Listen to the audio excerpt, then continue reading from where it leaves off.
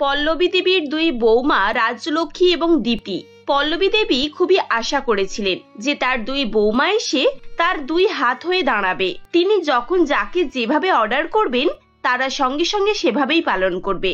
কিন্তু কথাই বলে না, কপালের লিখন কখনো খণ্ডন করা যায় না। তার দুই বৌমা তার আশার ঠিক বিপরীত হয়েছিল। অর্থাৎ বৌমাদেরকে কাজ করানো তো অনেক দূরের কথা, বৌমারাই তাকে দিয়ে নিজের মতো কাজ করিয়ে নেয়। এরকমই একদিন মোহনবাবু পল্লবী দেবীকে বলেন, শুনছো, কোন সকালে চা খেয়েছি, মাথাটা ঝিমঝিম করছে, এক কাপ চা দাও তো। দেখতে পাচ্ছ না আমি সোয়েটার বানাচ্ছি, এখন উঠতে পারছি না। তুমি গিয়ে বৌমাদেরকে বলো, বুড়ো বয়সে যদি আমি এইসব করব তাহলে ছেলেদের বিয়ে দিলাম কেন? সারা জীবন কি সোয়েটার, টুপি, মোজা এসবই বানাতে থাকবে? স্বামী যে কি খায় না খায়, কি চাই না চাই, তার দিকে কোনো লক্ষ্য রাখবে না? অত কথার কি আছে, দাঁড়াও আমি বড় বৌমাকে ডেকে তোমার জন্য চা করিয়ে দিচ্ছি। বড় বৌমা, ও বড় বৌমা। হ্যাঁ মা বলুন, কি হয়েছে? তোমার শ্বশুর মশাইকে এক কাপ চা করে দাও তো, সকাল থেকে চা চা করে আমার মাথা খারাপ করে দিচ্ছে একেবারে। কিন্তু মা রান্না বান্না তো সবই হয়ে গেছে, আমি গ্যাস পরিষ্কার করে রান্নাঘরে ছিটকিনি লাগিয়ে দিয়েছি। ছিটকিনি লাগিয়েছে তো কি হয়েছে? মানুষজন চা খেতে চাইলে রান্নাঘর খোলা যাবে না নাকি? আসলে মা আমার না খুব টায়ার্ড লাগছে, সেই সকাল থেকে রান্না করছি, আমি আর একটুও দাঁড়াতে পারবো না, আপনি বরং দীপ্তিকে বলুন। এই বলে রাজলক্ষ্মী সেখান থেকে চলে যায়। এরপর তিনি তার ছোট বৌমাকে ডেকে বলেন, ছোট বৌমা, ও ছোট বৌমা, যাও তো রান্নাঘরে গিয়ে এক কাপ চা করে আনো তো, তোমার শ্বশুর মশাই খাবেন। উফ, এই একটু ঘুমাতে এলাম, বুড়োরা এখন আবার চা খেতে ইচ্ছা হচ্ছে, এসব ভালো লাগে না আর যেন। আচ্ছা বাবা, আপনি এত দুপুরবেলা চা খাবেন? এতে করে কিন্তু আপনার শরীর খারাপ হবে। আপনার জন্য বরং একটু জল আনি, আপনি জল খেয়ে নিন কেমন? বাহ, আজকালকার বৌমাদের রকম দেখো। আমরা অপেক্ষা করতাম কখন শ্বশুর শাশুড়ি আমাদেরকে কাজের অর্ডার দেবে, আর সঙ্গে সঙ্গে সেই সব অর্ডার পূরণ করব। কিন্তু এরা তো শুধু অপেক্ষা করে কিভাবে কাজের ফাঁকি দেওয়া যায়। হ্যাঁ, পার্থক্য তো আছে। তোমার শাশুড়ি আর এদের শাশুড়ি যেমন আলাদা ছিল, তেমন তোমরাও আলাদা। তুমি কি বলতে চাইছো, ওটা কি শুনি? না, কি আর বলবো, দেখি একবার আমার বন্ধু সমীরের কাছে যাই, বাড়িতে তো আর চা জুটবে না, ওর বাড়িতেই না হলে আজকে গিয়ে চাটা খেয়ে নেব। পরের দিনের ঘটনা, বিকেলবেলা মোহনবাবু তার বন্ধু সমীর বাবুকে নিয়ে বাড়িতে এসে হাজির হন এবং বড় বৌমাকে ডেকে বলেন, বড় বৌমা, বড় বৌমা। হ্যাঁ বাবা বলুন। তোমার সমীর কাকু এসেছে, আমাদের জন্য 2 কাপ ভালো করে চা করে দাও তো, সঙ্গে একটু স্ন্যাক্সও দিও। শ্বশুরের কথা শুনে রাজলক্ষ্মী ভীষণভাবে রেগে যায়, কিন্তু সমীর বাবুর কাছে এসে কিছুই বলতে পারে না। রাগে গজগজ করতে করতে সে রান্নাঘরে যায়। এসব যেন আজব ঝামেলা, কোথা থেকে আবার একটা বন্ধু জুটিয়ে এনেছে, দিন দুপুরে এসে চা খাচ্ছে, তা আবার শুধু চা নয়, সঙ্গে আবার টিফিনও চাই। আরে বাবা, এখানে কি কোনো লঙ্গরখানা খুলেছে নাকি? বাড়িতে এমনি কাজে অস্থির হয়ে যাচ্ছি, সারাদিন ভালো করে ঘুমও হয় না, কোথায় যে চটপট কাজ সেরে একটু রেস্ট নেবো তা নয়। আরে চা বানানোটা কি চারটিখানি ব্যাপার নাকি? এমন সময় দীপ্তি সেখানে আসে আর বলে, কি হলো দিদি, কি বিড়বিড় করছো বলো তো? কি আবার? এই বুড়ো জানি না কোথা থেকে আবার একটা বন্ধু জুটিয়ে এনেছে, এখন বলে চা দাও, টিফিন দাও। আরে বাবা, একই এত কাজের ঝামেলা, তার মাঝে এসব ভালো লাগে তুই বলতো? একদম ঠিক কথা, চা করে যে কি ঝামেলার কাজ সে যে করে সেই জানে। আর এনারা তো শুধু চা খাবেন না, মশলা চা খাবে, আদা দাও, এলাচি দাও, চা দিয়ে ফোটানো, তারপর আবার দুধ মেশানো, চিনি মেশানো, হাজার রকমের ঝামেলা। এই চা যে কি আবিষ্কার করেছিল কে জানে বাপু। আচ্ছা ছোট, আমি চা করে নিচ্ছি, তুই একটু টিফিনটা করে দে না রে। ওরে বাবা, এমনিতেই রাতে রান্নার দায়িত্ব আমার আছে, আমি এখন কিছু করতে পারবো না গো। তুমি এক কাজ করো, যদি এই ঝামেলা থেকে মুক্তি পেতে চাও তাহলে কিছু একটা উপায় বার করো, না হলে এরকম সমস্যা রোজই আসতে থাকবে। এই বলে দীপ্তি সেখান থেকে চলে যায়। রাজলক্ষ্মী মনে মনে কিছুক্ষণ চিন্তা করে, এরপর সে জল গরম করে তাতে বনমিটা গুলে শ্বশুরের কাছে নিয়ে যায়। এই নিন বাবা আপনাদের চা, আর টিফিনটা একটু দেরি হবে, মানে ধরুন ওই ঘন্টাখানেক তো লাগবেই। আচ্ছা আচ্ছা, 1 ঘন্টা এমন আর কি, গল্প করতে করতেই কেটে যাবে। চায়ে চুমুক দিয়ে মোহনবাবু এবং সমীর বাবু চমকে যান। তারা দুজনে আশা করতে পারেনি যে চায়ের বদলে তাদেরকে বনভিটা দেওয়া হবে, কিন্তু মান সম্মানের ভয়ে কেউই কোনো কথা বলতে পারে না। এরপর প্রায় 1 ঘন্টা কেটে যায়, টিফিন আসে না। এদিকে রাজলক্ষ্মী আরাম করে তার ঘরে ঘুমাচ্ছিল। 1 ঘন্টা অপেক্ষা করার পর মোহনবাবু বড় বৌমাকে ডাকেন। কি ব্যাপার বৌমা, 1 ঘন্টা তো হয়ে গেল, টিফিন কত দূর? বাবা, এই তো সবে আটা মাখাটা হয়েছে, আমি ভাবছিলাম গরম গরম কচুরি আর আলুর তরকারি করে দেব, আপনাদেরকে আর কিছুক্ষণ বসতে হবে। ঠিক আছে, বসছি। এভাবে আরো 45 মিনিট কেটে যায়, কিন্তু তাও টিফিনের কোনো খোঁজই নেই। মোহনবাবু আবার তার বৌমাকে ডেকে পাঠান। এবারে রাজলক্ষ্মী এসে বলে, বাবা জানেন তো হঠাৎ করে গ্যাসটা শেষ হয়ে গেছে, আপনারা আরো ঘন্টাখানেক অপেক্ষা করুন। আমি গ্যাস ডেলিভারকে ফোন করেছি, ওরা ঘন্টাখানেকের মধ্যেই এসে পড়বে। এই কথা শুনে রাজীববাবু হতাশ হয়ে যান এবং বলেন, থাক মা, এমনি তো 2 ঘন্টা হয়ে গেছে, আর 1 ঘন্টা অপেক্ষা করলে রাতের খাবারের সময় হয়ে যাবে। আমি বরং বাড়িতে গিয়েই খেয়ে নেব, তোমাকে আর কষ্ট করতে হবে না। ঠিক আছে কাকু, যেটা আপনার ইচ্ছা, আমি আর কি করব বলুন। এরপরে রাজীববাবু উঠে চলে যান, কিন্তু মোহনবাবু ব্যাপারটা মনে মনে বুঝতে পারেন। কয়েকদিন পর পল্লবী দেবীর বোন অঞ্জনা দেবী সেখানে আসেন। পল্লবী দেবী দীপ্তিকে ডেকে বলেন, ছোট বৌমা, তোমার মাসিমারা এসেছে, যাও তো গিয়ে একটু চটপট করে লেবুর শরবত গুলে আনো, তারপর খাওয়া দাওয়ার ব্যবস্থা করো। আচ্ছা ঠিক আছে মা। মাসিমা, দুপুরে ভালো করে খেয়ে তারপর যাবেন, আমি আজকে আপনার জন্য স্পেশাল রান্না করব।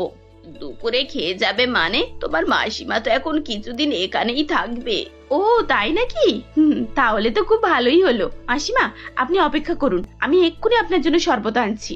এই বলে দীপ্তি রান্নাঘরে চলে যায় এবং মনে মনে বলে, উফ, এমনিতেই সারাদিন রান্না খাওয়া এসব নিয়েই পড়ে থাকতে হয়, এখন আবার অতিথির আগমন, লেবুর শরবত খাবে।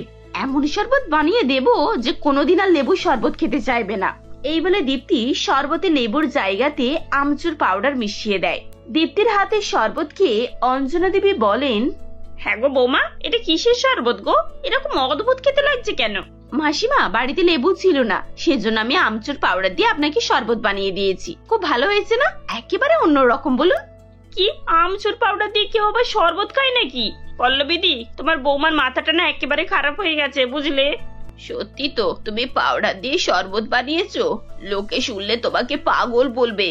শাশুড়ির কথা শুনে দীপ্তি নাকে কান্না আরম্ভ করে আর বলে, এজন্যই তো আমার কোনো কাজ করতে ভালো লাগে না। আমি যখনই কিছু করতে চাই আপনি প্রত্যেকবার আমাকে বাধা দেন। আমি তো সরল মনে একটি শরবত বানিয়ে এনেছিলাম, আপনি আমাকে এত কথা শুনিয়ে দিলেন। আপনার যদি আমার হাতের খাবার ভালো নাই লাগে, তাহলে আমি কেন শুধু শুধু নিজের অপমান শোনার জন্য এত সব করতে যাব? আমি চললাম আমার রুমে, আপনাদের যা দরকার আপনারা নিজেরাই করে নিন। এই বলে দীপ্তি নিজের ঘরে চলে যায়। দরজা লাগিয়ে মনে মনে খুব হাসে আর বলে, বেশ হয়েছে, এরপর থেকে বুড়ি আমাকে দিয়ে আর কোনো কাজ করাবে না, আর আমি সারাদিন শুয়ে বসে আরাম করে কাটাবো। এভাবেই দিন কাটতে থাকে। পল্লবী দেবীর দুই বৌমা যেন আলসেমিতে একে অপরের সঙ্গে প্রতিযোগিতায় নেমেছিল, কে কত কম কাজ করতে পারে এবং সেই সময় বাঁচিয়ে আরাম করতে পারে, তা নিয়ে তাদের মধ্যে সব সময় একটা রেস লেগে থাকতো। দিনকে দিন এমন হয়ে ওঠে যে তারা যেন বাড়ির রান্না বান্নাটুকু করতেও চায় না। এমন একদিন দুপুরবেলা খেতে বসে পল্লবী দেবী দেখেন যে শুধু ভাত রান্না হয়েছে। তিনি রাজলক্ষ্মীকে ডেকে বলেন, বৌমা, শুধু ভাত রান্না করেছো? তরকারি সবজি এসব কোথায়? মা, আজকে ভাবছি শুধু ভাত খেয়েই কাটাবো। আসলে আমি না একটা গল্প পড়েছিলাম জানেন, সেখানে গরিব মানুষরা কিভাবে শুধু ভাত খেয়ে কাটায় সেটাই বোঝানোর চেষ্টা করেছে। কিন্তু সারাদিন এত খাবার খাওয়ার পর সেসব বোঝা তো মুশকিল, তাই না? সেজন্য প্র্যাকটিক্যালি বোঝার জন্য আজ আমি তরকারি রান্না করিনি। এসব তুমি কি বলছো বৌমা? আরে বাবা, তোমার যদি প্র্যাকটিক্যাল বোঝার ইচ্ছা ছিল তাহলে তুমি নিজে তরকারি না খেলেই তো পারতে। সবার তরকারি বন্ধ করার কি ছিল? মা, আপনি তো বুঝতেই পারছেন না, তরকারি পাশে থাকলে আমি একটু দুর্বল হয়ে পড়বো, তখন বাধ্য হয়ে তো আমাকে তরকারিটা খেতেই হবে বলুন, আর তারপর আমার পুরো প্ল্যানটাই নষ্ট হয়ে যাবে। সেজন্যই তো আমি এই ব্যবস্থাটা করেছি। বৌমার এই অদ্ভুত কথা শুনে শাশুড়ি শ্বশুর খুব অবাক হয়ে যায়। তারা বাধ্য হয়ে ডিম ভাজা করে শুকনো ভাত খেয়ে নেয়। কিন্তু ছোট যা দীপ্তি সবকিছু বুঝতে পারে। রাত্রিবেলা যখন সবাই খেতে বসে তখন দীপ্তি তাদের সামনে জলের গ্লাস সাজিয়ে রাখে। প্রায় 10 মিনিট অপেক্ষা করার পর পল্লবী দেবী বলেন, ছোট বৌমা, এসব কি? কখন থেকে বসে আছি, এখনো খাবার দিচ্ছ না যে? মা, আসলে আজকে না আমি উপোস রেখেছি। আমি একটা সিনেমাই দেখেছিলাম, তাতে 76-এর মন্বন্তর যখন ঘটনাটা দেখাচ্ছিল, সেখানে যে কি কষ্ট হয়েছিল আপনাকে কি বলবো।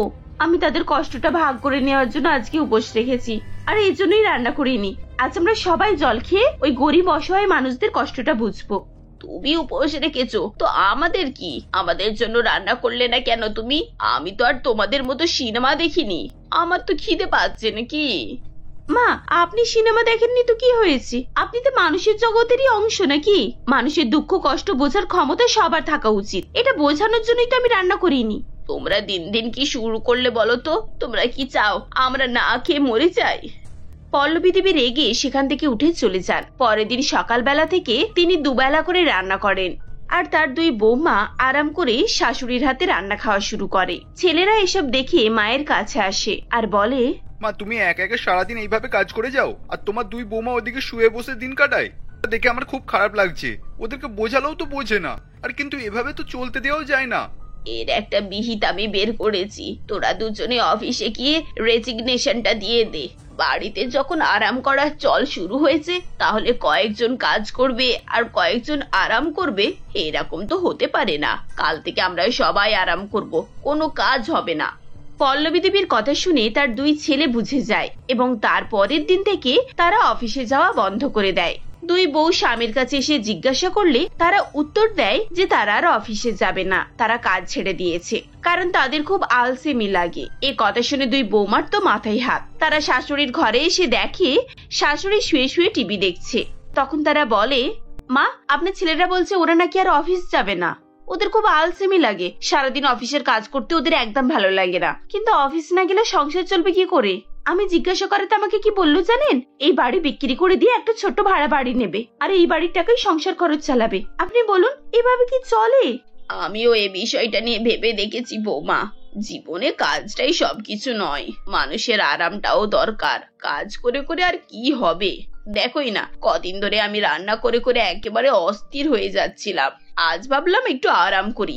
আরাম করতে যা ভালো লাগছে না, এখন তো মনে হচ্ছে রান্না বান্না আর করবোই না। তোমরা যেভাবে উপোস করে করে মানুষের কষ্ট বোঝার চেষ্টা করছিলে, আমিও তাই করব। বাড়িতে সবাই মিলে একসাথে করব। শাশুড়ির কথা শুনে দুই বৌমার তো একেবারে মুখ কালো হয়ে যায়। তারা বুঝতে পারে যে তারা নিজেদের জালে নিজেরাই জড়িয়ে পড়েছে। তারা আর সময় নষ্ট না করে শাশুড়ি এবং স্বামীদের কাছে গিয়ে হাত জোড় করে ক্ষমা চায় এবং তাদের আলসেমির জন্য অনুতপ্ত হয়। দুই ছেলে এবং পল্লবী দেবী একে অপরের দিকে তাকিয়ে মুচকি হাসি দেন, কারণ তাদের প্ল্যান প্রথমবারেই সাকসেসফুল হয়েছে। এরপর থেকে রাজলক্ষ্মী এবং দীপ্তি তাদের আলসেমি ছেড়ে দেয় এবং নিজেদের দায়িত্ব পালন করে।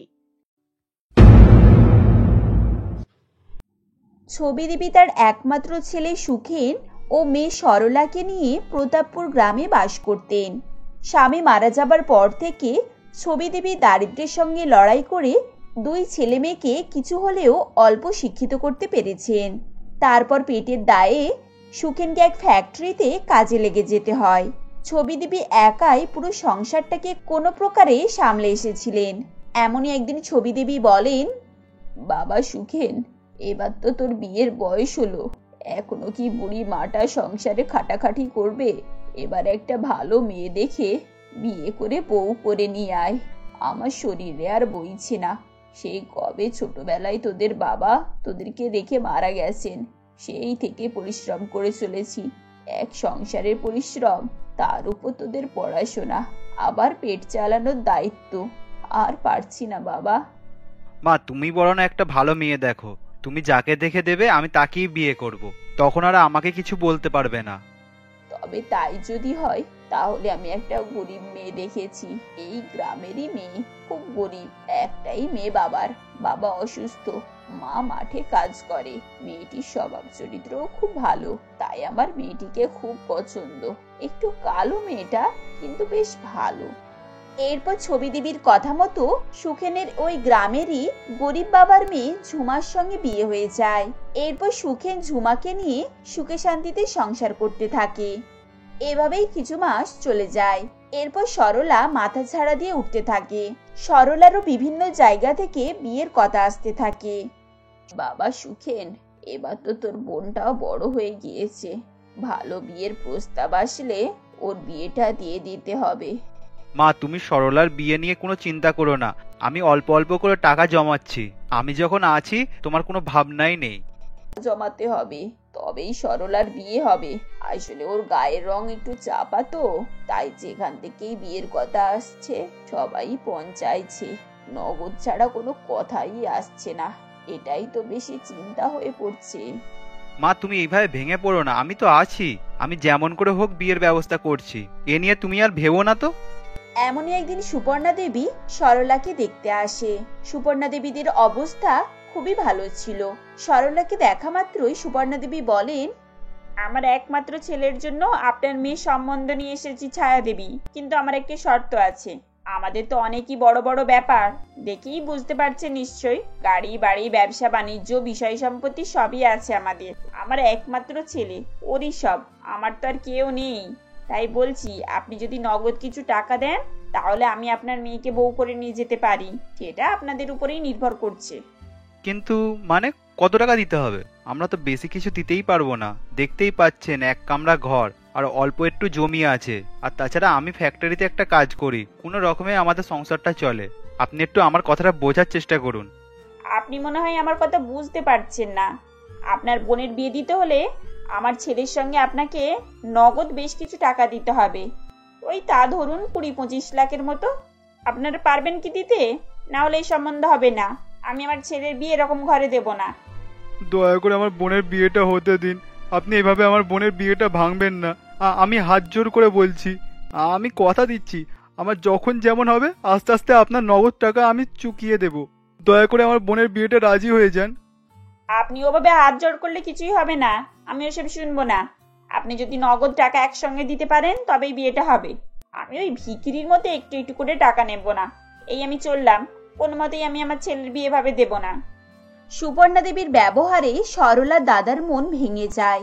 এভাবেই যদি প্রত্যেকটা সম্বন্ধ নগদ টাকার জন্য কেটে যেতে থাকে তাহলে সরলার বিয়ে হওয়া দুষ্কর হয়ে পড়বে। তাদের পক্ষে এত টাকা দেওয়া সম্ভব নয়। এসব কথা ভাবতে ভাবতে আরেক দুশ্চিন্তা এসে পড়ল। এমনই একদিন সুখেন বলে, মা, আমার কাজটা বন্ধ হয়ে গেছে, এখন আমি ভাবতেই পারছি না কিভাবে চালাবো সংসারটা। তার উপরে আমাদের সংসারে এতজন আছে, তার উপর আবার সরলার বিয়ের ভাবনা। আমি আর পারছি না, যে পকেটে একটা পয়সাও নেই যে সংসারের জন্য কিছু নিয়ে আসবো। এভাবেই সুখেন হতাশ হয়ে পড়তে থাকে। তাদেরকে দিনের পর দিন খুবই কঠিন অবস্থার সম্মুখীন হতে হয়। এমনও সময় যাচ্ছে যে তাদেরকে সুখিয়ে দিন কাটাতে হচ্ছে। কি করবে কিছুই ভেবে পাচ্ছে না। এমনই একদিন ছবি দেবী আর তার বৌমা ঝুমা কাজের সন্ধানে বেরিয়ে পড়ে। রাস্তায় রাস্তায় কাজের সন্ধান করতে থাকে। এমনই সময় বেশ কিছুদিন এভাবে ঘোরাঘুরির পর তারা দেখতে পায় মন্দিরের সিঁড়িতে, ফুটপাতের ধারে, রেল স্টেশনে, বাস স্টেশনে চারিদিকে বহু মানুষ না খেয়ে খিদার জ্বালায় পড়ে আছে। ঝুমা দেখে অবাক হয়ে যায়।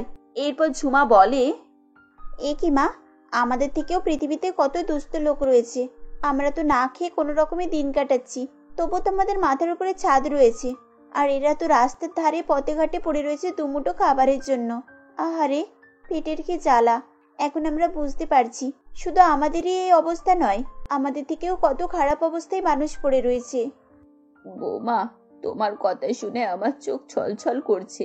তুমি এত সবার জন্য ভাবো, তুমি খুব ভালো বৌমা, সেজন্যই তো সবার জন্য এত চিন্তা করো।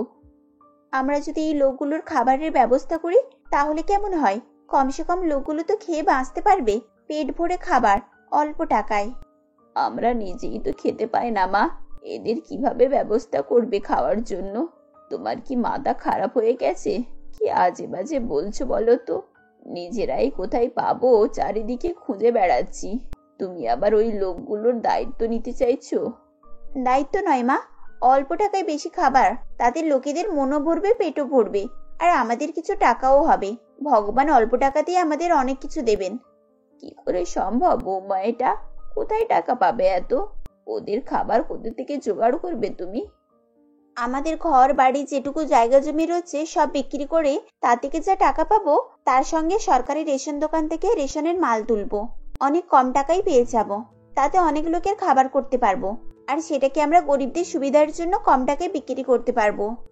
তোমার কথা তো সবই বুঝতে পারছি বৌমা, কিন্তু আমরা কোথায় থাকবো?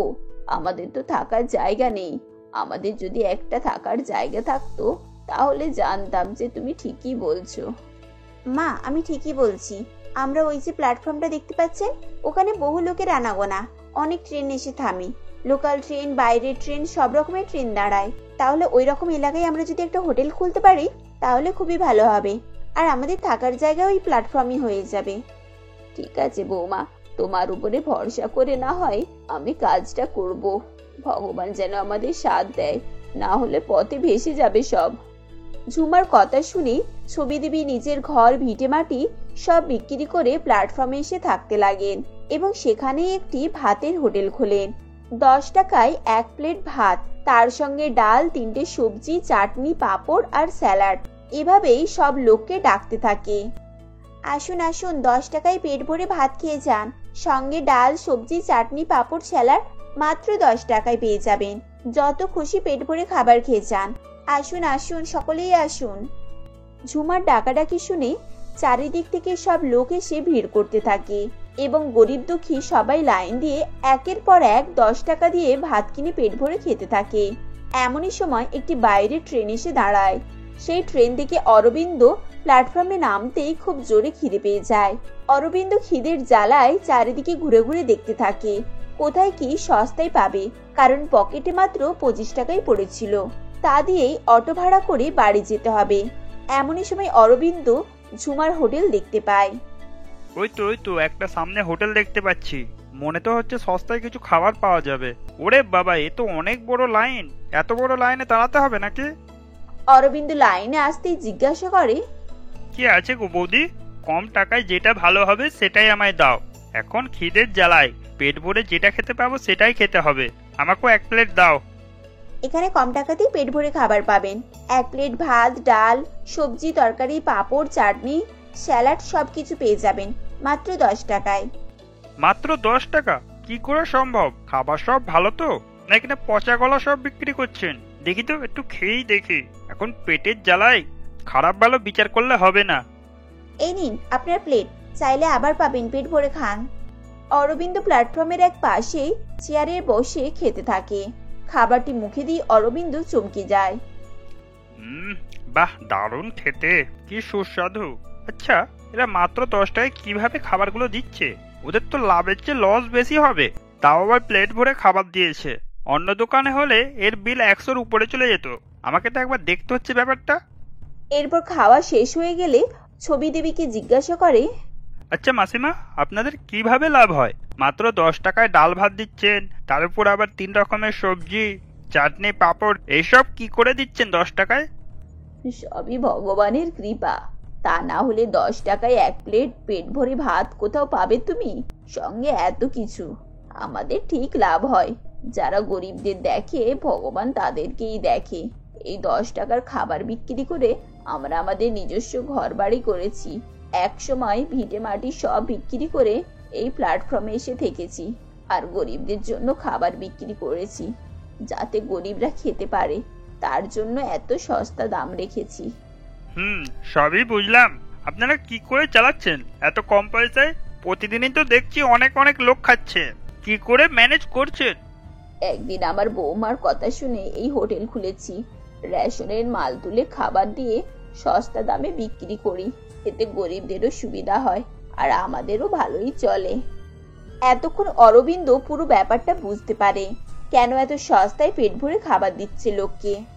যাক, তাও তো মানুষ দুবেলা খেতে পাচ্ছে। কত মানুষ আছে যে রাস্তার ধারে পড়ে থাকে, দুবেলা ভালো করে খেতে পায় না। তাছাড়া এখনকার সমাজ, এমনিতে তো মানুষ কোনো মানুষের কোনো সাহায্য করে না, তাও অল্প পরিমাণের টাকা নিয়ে যে খাবার বিক্রি করছে, এটি অনেক বড় সাহায্য, যেখানে বড় লোকেরাও এত সাহায্য করবে না। সত্যি এখনকার এই সময়ে যে গরিবদের সাহায্যের জন্য এমন ভাবনা চিন্তা ও উদার মনের মানুষ এখনো বেঁচে আছে, এটাই অনেক বড় কথা। উপরওয়ালা যেন এইসব মানুষের মধ্য দিয়ে সাহায্যের হাত বাড়িয়ে দিয়েছে। তারপর অরবিন্দ 10 টাকায় পেট ভরে ভাত খেয়ে অটো ধরে বাড়ি চলে যায়।